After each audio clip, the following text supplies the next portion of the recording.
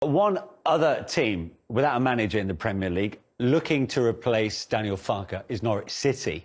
Now, reports over the last half an hour, particularly from what's been a two-horse race, apparently, Dean Smith, former of Villa, of course, and Frank Lampard, formerly of Chelsea. We're learning now, according to some reports, that Frank Lampard's ruled himself out of the running. So it's a one-man horse, and that is Dean Smith's to be had. What do you make of this then, Alan?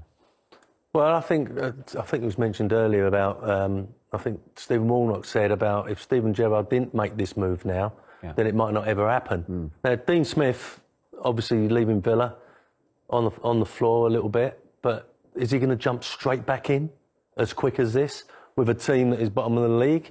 I think he might, you know. I just think he might, because he'd want to prove people wrong. And to prove people wrong, he's got to finish fourth from bottom. Which is going to be a tough task for Norwich, I must admit. So I don't see them as attractive in the market, transfer market, as Newcastle, etc. So that'd be an interesting one, because I don't think I've ever seen a manager leave a club, like Dean has, and then take another one on within a week. Which would be incredible. Look at them, they're 5 points adrift of safety, which isn't insurmountable. No doubt that's what the Norwich board are thinking, which is why they've opted for a change.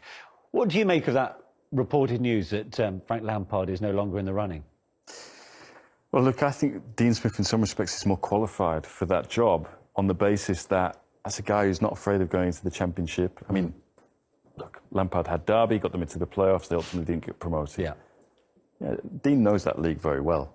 He won't be fazed, I don't think, about the prospects of going down. I kind of agree with Alan that it would be incredible if he was able to keep that team up, which I think is the weakest team in the league. It's also a team that has a very structured way of going about their business in the transfer market, where they're not fazed by coming up with the Premier League. They always stick to their budget. They never spend a lot. They never spend a lot of money. And I think he's worked in similar structures in the past at Brentford, for example. So I think in some respects it's an understandable fit. Yeah, it does look a good fit, Tim. For Dean Smith, definitely. I think for Frank Lampard, it doesn't. I think they're going to the Championship. I think Frank's going to have another year there. If he gets relegated, you get no credit for bringing them back up, because Daniel Farke could have stayed and done that. He's done it twice. So whoever takes them down gets no credit for bringing them back up, because they're going to be the favourites to get promoted again anyway, with a budget and where Stuart Webber, the sporting director there, does their business. It is a gamble. You go in there because you have to believe. I went into Villa when they were bottom of the league and thinking I could keep them up with the squad. I wouldn't have gone there thinking, well, they dropped to the Championship, I'll bring them back up. I wasn't the man for that. It's a big risk, whoever goes in there. It's a risk for the club. It's also a risk for the manager who goes in there. And I agree with Alan. I think, for me, out of the two options, what we proposed there, it's Dean Smith's job.